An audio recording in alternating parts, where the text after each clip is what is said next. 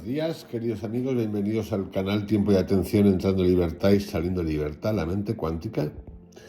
Bienvenidos de nuevo a un nuevo audio de Jiddu Krishnamurti, a la obra de Jiddu Krishnamurti, y en especial hoy a una entrevista que se remonta a 1981, que se celebró en la BBC entre un periodista, uno de los más reconocidos en ese momento, yo diría que del mundo, Bernard Levin, o Levin, no lo sé,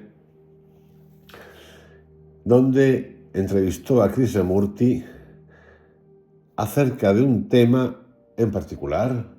Tocaron muchas cosas, pero un tema en particular, y cuya entrevista pues está grabada, la podéis ver en directo, en inglés, y que tiene que ver con la destrucción del conflicto. La entrevista da mucho de sí. A mí me ha gustado tanto que lo que he hecho ha sido tomar notas y extraer los puntos que a mí me parecen esenciales en estas entrevistas, que Krishnamurti no tiene muchas, comparado con la producción que tiene de texto y de audio, donde él habla. No tiene muchas entrevistas. También tengo que decir que hay algún libro, no muchos, de gente que estuvo muy cercana a él, que son biográficos, autobiográficos. Él nunca lo reconoció, que yo sepa, donde también se habla de un Krishnamurti peculiar. Y esto hay que decirlo. Yo tengo que decirlo. No es que hoy se me van los vientos por Krishnamurti. No se me van los vientos por Krishnamurti. Igual que conté el otro día,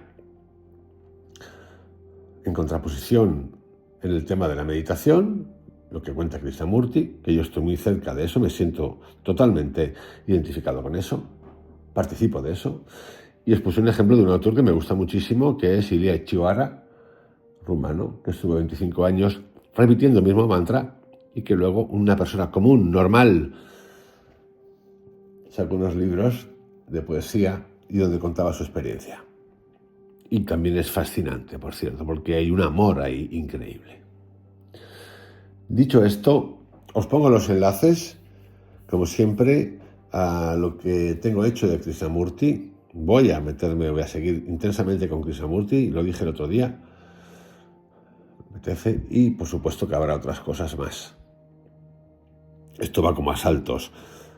Me dio por Carl Jung, Jacobo Greenberg, que también tiene creo que son 200 audios tiene ya Jacobo Greenberg, la vibración cuántica del día, la física, el tiempo, la atención, el tiempo psicológico. Bueno, sabéis que Goswami, que es uno de mis favoritos, la interpretación del libro tibetano de los muertos a través de la física cuántica, y bueno, Krishnamurti también. Joe Dispenza, los textos sagrados con los que estoy trabajando últimamente para leerlos y entenderlos y ver qué pone ahí, qué podemos deducir. En fin, preguntarlos. Dicho esto, como decía, os pongo los enlaces a todo lo que tengo hecho de Krishnamurti, seguramente que algo se escapa, y nos vamos a esa entrevista entre Krishnamurti y Bernard Levin, y que tiene que ver con la destrucción del conflicto, y que se celebró en 1981. El tema principal gira en torno a la naturaleza del conflicto humano, la posibilidad de trascenderlo, la crítica a las instituciones religiosas y el pensamiento como fuente de limitación, y la importancia de la autocomprensión y la conciencia sin elección como camino hacia la libertad y la paz interior. En esa entrevista rescato ideas principales y hechos.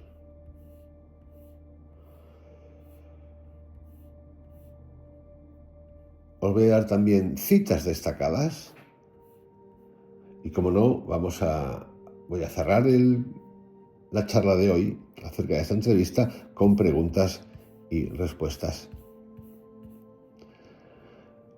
Krishnamurti, rechazo de títulos y autoridad. Krishnamurti comienza rechazando los títulos de filósofo, sabio, gurú, hombre santo, a pesar de ser reconocido como un pensador influyente. Esto establece su postura en contra de la autoridad externa y la dependencia de líderes espirituales. Es más, nunca lo aceptó como tal y no paraban de decírselo. Bueno, el mismo Osho, en la entrevista que lo cuenta él con otro entrevistador de la BBC, fantástico, no sé si era de la BBC o la ITV, fantástica la entrevista también, donde cuenta la anécdota. La gente dice que no, pero era Osho, donde de verdad, pues digamos que lo destapa de una manera increíble. A mí me fascinó, lo he visto muchas veces. No es líder de nadie, no guía a nadie. Habla para que tú, si quieres, yo, si quiero, encuentres el principio de liderarte, libertarte, entender, compartir y trascender. Hay un tema en particular, una pregunta que le hace, que tiene que ver con el conflicto interno,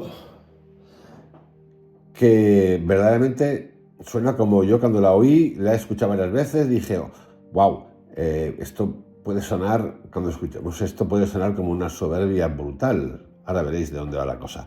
Ausencia de conflicto interno. Levin observa la serenidad de Krishnamurti y le pregunta por su secreto. Krishnamurti afirma: nunca he tenido conflicto en mi vida. Esa es la palabrita, la frase. El mantra: nunca he tenido conflicto en mi vida. Ningún conflicto. Explica que esto no se debe a circunstancias externas, sino a una comprensión de que el conflicto destruye no solo la mente, sino toda la posibilidad de la conciencia. Como comprenderéis, a Levin lo que le ocurre en ese momento es que le explota la cabeza porque dice, pues joder, debes de ser el único del mundo mundial que te pasa esto. El conflicto como destructor. Krishnamurti enfatiza que el conflicto destruye la dignidad humana, el sentido humano de profundidad y todo lo demás. Para él, esta comprensión profunda lleva a la cesación inmediata del conflicto. ¿Y cómo se puede superar el conflicto? Pues a través de la percepción directa. Ante la pregunta de cómo superar el conflicto, Krishnamurti sugiere que llega con una percepción directa de algo, la naturaleza destructiva del conflicto. No considera que la ausencia de conflicto sea un esfuerzo para él, a diferencia de la mayoría de las personas. Y aquí entra el pensamiento como limitador y como contaminante. Krishnamurti identifica el pensamiento como el contaminante que impide alcanzar lo completamente sagrado. Argumenta que el pensamiento es muy limitado porque nace del conocimiento, nace de la memoria, de la experiencia y por lo tanto nunca es completo acerca de nada. Krishnamurti reconoce la utilidad del pensamiento en el mundo práctico, el lugar correcto del pensamiento.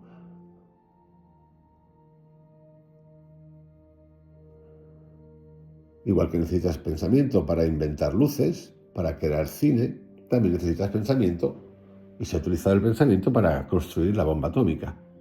Lo podemos llevar a la actualidad hoy en día, ¿no? A que es Internet en que se ha convertido y no digamos ya la inteligencia artificial. Pero advierte que psicológicamente cuando el pensamiento ocupa un lugar predominante, se construyen imágenes de uno mismo y de la realidad que distorsionan la percepción de los hechos. Critica a las religiones institucionalizadas, cristianismo, hinduismo, budismo, islam, no digamos al tenderete que tenía montado él, le montaron la Estrella del Oriente, es que es el único que ha dicho, se acabó Estrella del Oriente, vete a buscar a los Reyes Magos. El texto está incluido en los audios que os pongo.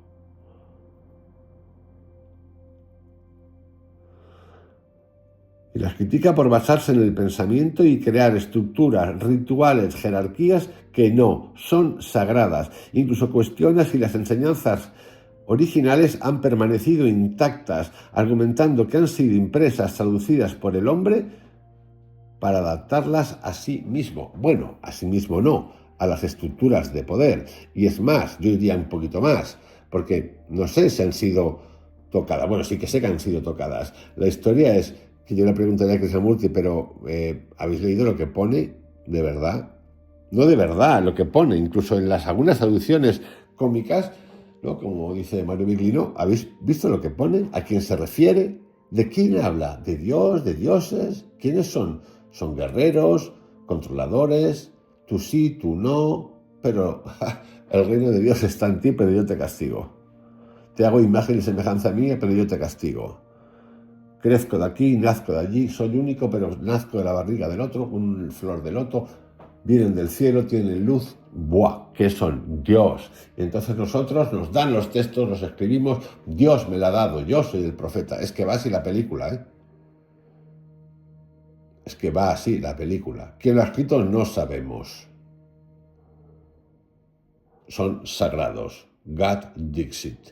Dios, dioses, lo dicen. Y luego tenemos los que lo interpretan ex cátedra, te castigan.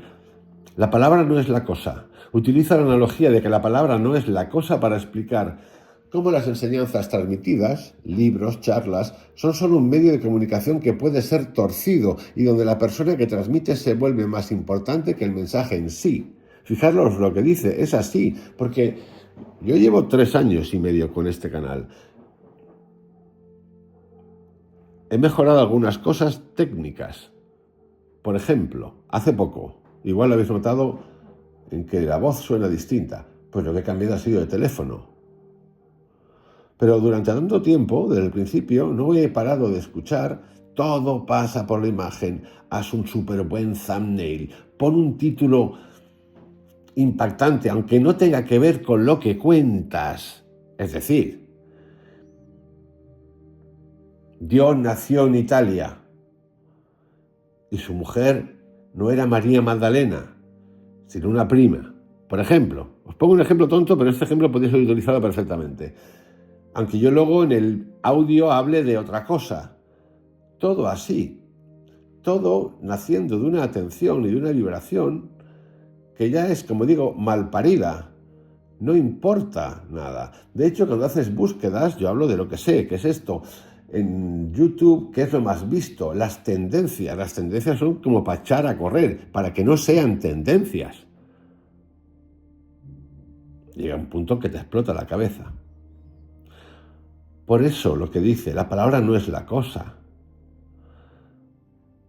Los libros, las charlas, los vídeos, la televisión, la publicidad, todo imagen, son solo un medio de comunicación que puede ser torcido y es torcido. Los están filtrando por titulitos, por sonidos. Esto es importante porque en los próximos días voy a entrar en un autor que me fascina, creo que en el mundo latino se conoce muy poco, yo diría que re poco, que tiene un libro fantástico que habla de los 2 hemisferios y que se llama Ian McGilchrist. Tengo 2 audios hechos de él, pero voy a hacer un tercero que ya está preparado y que tiene que ver con la verdad. Y no se corta un pelo, para nada. Y no se corta un pelo y tiene que ver con lo que estoy contando hoy de Krishnamurti en esa entrevista de 1981.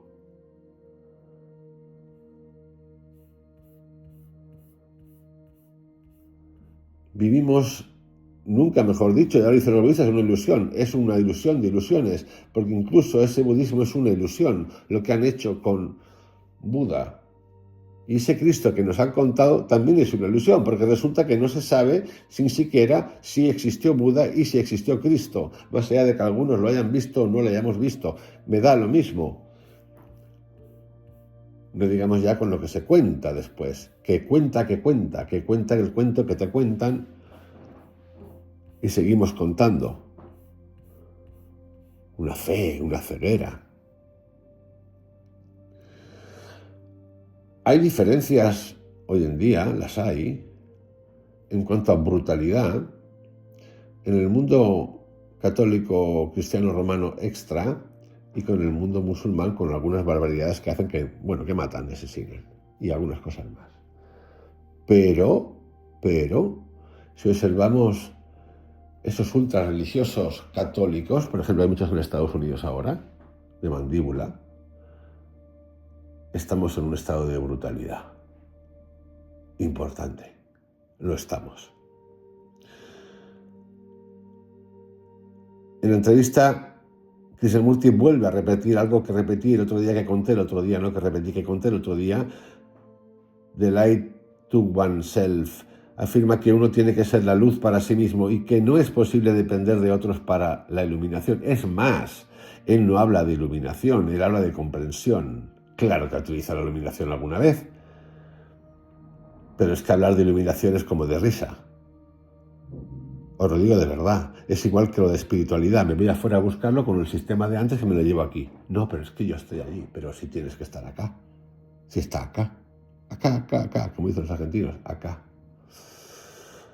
No puedes recibir luz de otro, no puede ser encendida por quien sea Dios o por salvadores y budas. Esto implica una responsabilidad individual en el proceso de autodescubrimiento. La autocomprensión es clave.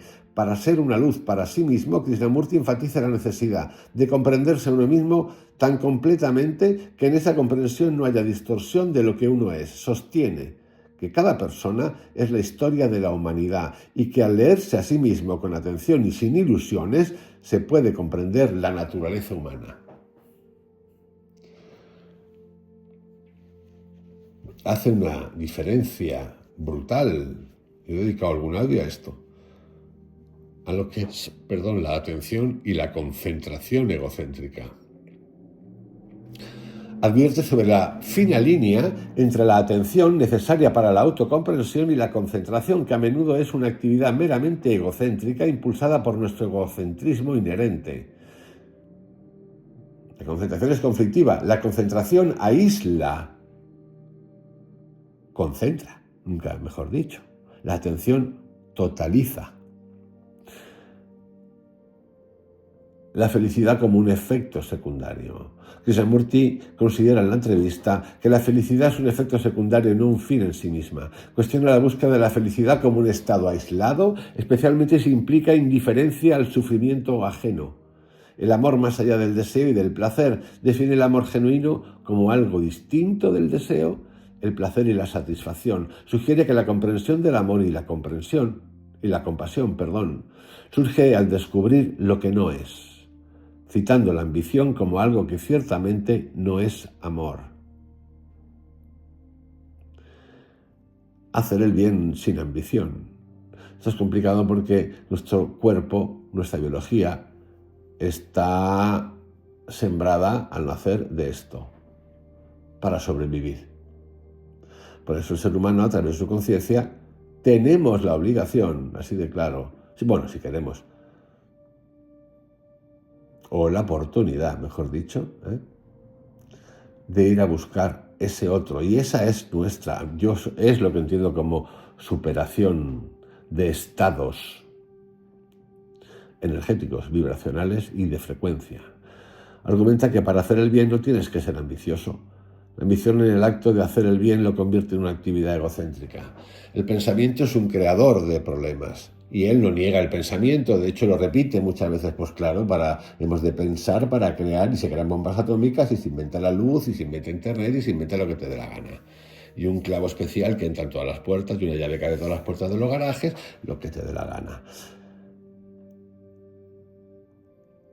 Rechaza la creencia y la fe. Rechaza la creencia en sí misma, argumentando que la fe y la creencia provocan atrofia en el cerebro. Afirma que para ver lo realmente sagrado, uno debe estar libre de todas las ilusiones que el pensamiento ha creado. Ordenar la casa, la meditación correcta. Define la meditación correcta como un proceso de poner la casa en orden, es decir, comprender y trascender el temor, el placer y el dolor. Advierte que la meditación sin esta base se convierte en una huida. Detener el pensamiento a través de la percepción. Describe el cese del pensamiento como algo que ocurre cuando uno se da cuenta de que el observador es lo observado. Esta percepción profunda detiene el pensamiento de forma natural, similar a como uno se aleja al verlo. Y por cierto, no hay camino hacia la verdad. Por esto a mí me encanta el propósito en tu vida. Coño, ahora estamos con el propósito. Empoderarte, el propósito en tu vida.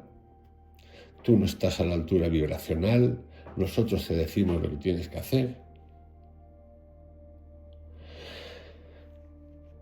Krishnamurti sostiene que no hay camino establecido para alcanzar la verdad, ya que la verdad no es un punto fijo. Los caminos religiosos son creados por el pensamiento. Sin embargo, afirma que hay un final para el conflicto y el sufrimiento a través de una verdadera conciencia sensible de lo que uno es, sin ninguna distorsión. Conciencia plena sin elección, donde en el aquí y en el ahora. Cuántico a tope eso es cuántico a tope, porque a la de la elección se proyecta. La clave para trascender el conflicto radica en una conciencia plena sin elección, sin ilusión de lo que uno es. La libertad como ausencia de condicionamiento. Define la libertad como liberarse de esos temores, esas ansiedades, esos deseos imposibles. La iluminación no es un proceso gradual. ¿Qué nos cuentan estos amigos? Ya no digo las religiones, los de la espiritualidad. Proceso gradual. Te gradúan, te evalúan. Pepito, el de los palotes, que viene de la herencia de los yogis, te da un curso de kriya, de formación de 2 o 3 años, donde te va guiando. Yogananda hacía esto en el libro, lo repito porque es que me tiene hasta los huitos esto, sinceramente. De los farsas que son, así de claro. Daba el kriya en 5 minutos a todo Dios que pasara por ahí, que fuera amigo suyo y estuviera interesado. 5 minutos, lo cuenta en su libro, Autorización de Yoga. 5 minutos, ahí mismo, quédate ahí, pam, pam, pam, ahí mismo, en la calle, ahí mismo. No se iba a la cripta porque vivía como vivía, no se escondía, no encendía un incienso, no le ponía, vete a la tienda del yoga y cómprate unas sandalias, no le decía un carajo, no llevaba pulseritas, no llevaba una túnica. A lo mejor estaba despeinado ese día y tenía polvo en el cuerpo, así. Pero estos mendas lerendas te dicen que no, es que tú no lo entiendes. Vincent Crown o Carlitos Way, como te llames, Laurita del Bosque, tú no entender que él era un avatar. Era un avatar. Y entonces tú la primera vez que oyes eso, imaginaros, pensad por un momento, y dices, coño, un avatar. ¿Qué me he perdido yo de la historia, del lenguaje, de las culturas?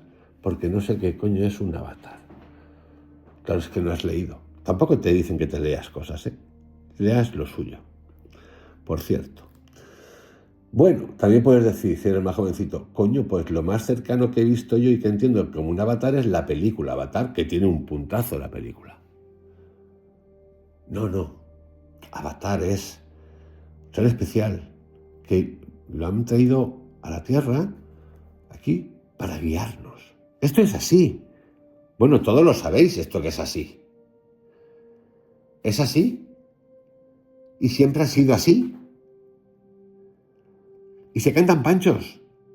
Pero no es que se queden tan panchos en ellos, porque nos tiene que botar un pepino. Es que nosotros nos lo mamamos y nos quedamos tan panchos. Y entonces lo que hemos criticado de la orgía material en la que vivimos, de tanto pensar y pensar y pensar, nos lo mamamos aquí porque llega un nota que te dice que es un avatar.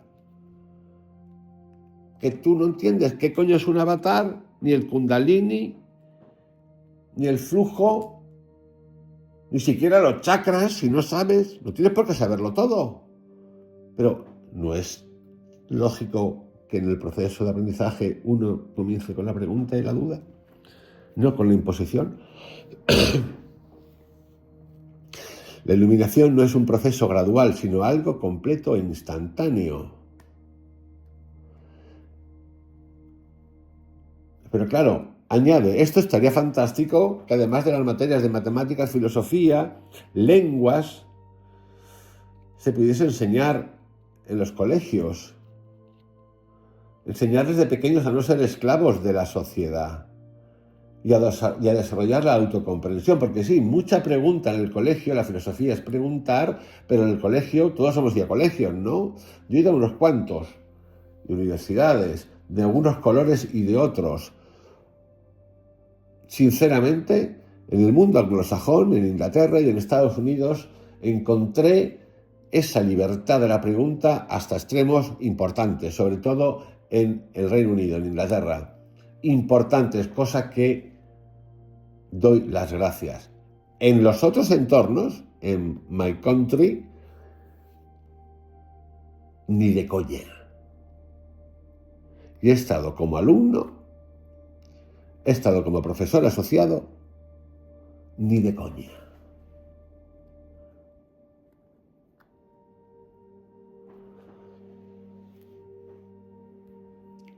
Negación a estar bajo presión. Krishnamurti declara que se ha negado a estar bajo presión, priorizando la libertad interior por encima de las demandas del mundo externo. El cambio social comienza con el cambio individual. Por eso tengo una misión para enseñar al mundo. Tú no tienes ninguna misión de nada, para empezar. Yo no tengo ninguna misión de nada, para empezar. Y no pasa nada, porque ¿sabes qué hace eso? Nos pone a todos en el mismo lugar, porque el trabajo es personal. Y eso no quiere decir que tú te relaciones con todo el mundo. Es imposible relacionarse con todo el mundo, por cierto. Sostiene que la sociedad es una abstracción de las relaciones personales, por lo que un cambio radical en las relaciones individuales conduciría a un cambio social. Sin embargo, critica la falta de voluntad de los individuos para cambiar psicológicamente. No nos interesa porque estamos siempre buscando lo mismo, nos asociamos con los mismos. Ah, sí, mira, sí, tienes un canal de tal. Yo hago Vipassana. ¡Wow! Y guay, entonces qué guay. ¿Qué pasa? Tienes Vipassana y se te han quitado las arrugas. ¿Qué ha pasado? Sin saber ni siquiera de qué mierda va el canal, porque seguramente si se pone a leer, de lo primero que se encontrará será con Krishnamurti y dirá, uy, yo hago Vipassana, pero no de lo que tú cuentas.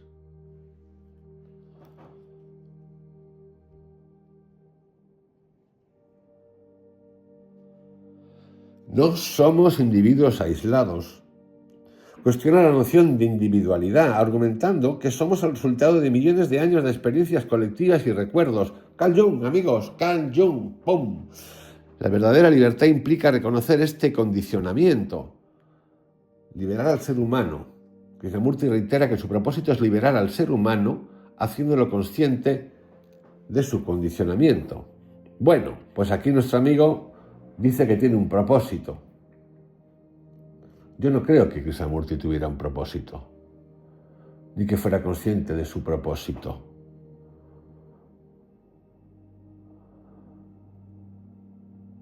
Él, como he contado anteriormente, se centra en él, en su cambio, en su entenderse, y cuenta, ¿no? Tenía un club de followers, de instagramers.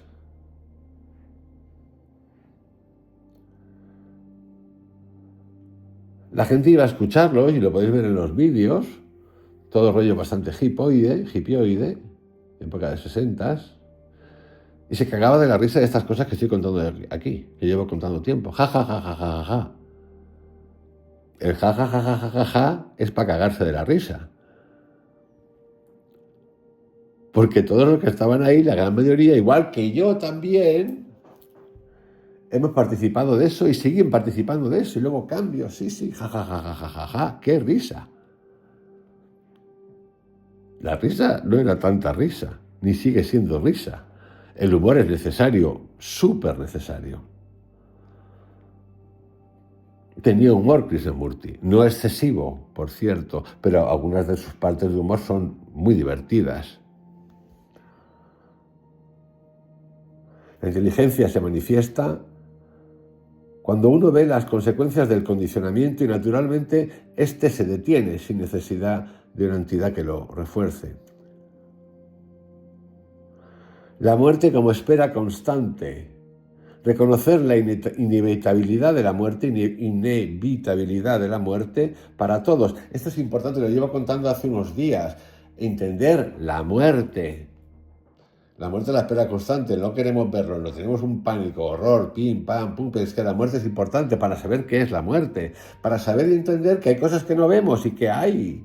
Y nosotros fabulamos en las creencias, a través de libros, creencias, no sé qué, he visto, no he visto, mira, he hecho un viaje para acá, un viaje para allá, he subido niveles galácticos, una escalera hacia el cielo, yo hablaba con un señor que parecía Moisés, lo que tú quieras. Vale, perfecto, genial, estas cosas, lo que estoy contando son cosas reales, ¿eh? La muerte, entender la muerte. Entender el tiempo, que se lo diga JJ Benítez, me parece una de las cosas más brillantes que ha dicho. Aquí venimos aquí a entender el tiempo, que es entender la muerte.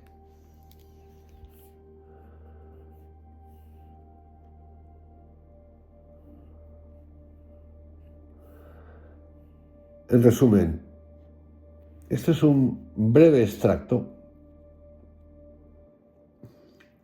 de esa conversación que yo os invito a que veáis el original, sinceramente. Yo lo traigo al español, una interpretación, porque no me gustan los doblajes que han hecho. Suenan como si estuviéramos en una feria. Y también porque le quiero vender lo que creo acerca de lo que cuenta Krishnamurti. Os envío un abrazo. Os deseo un excelente día, como no puede ser de otra manera. Atención, atención, que es la conciencia de mi vibración, movimiento de la energía y silencio. Hasta mañana.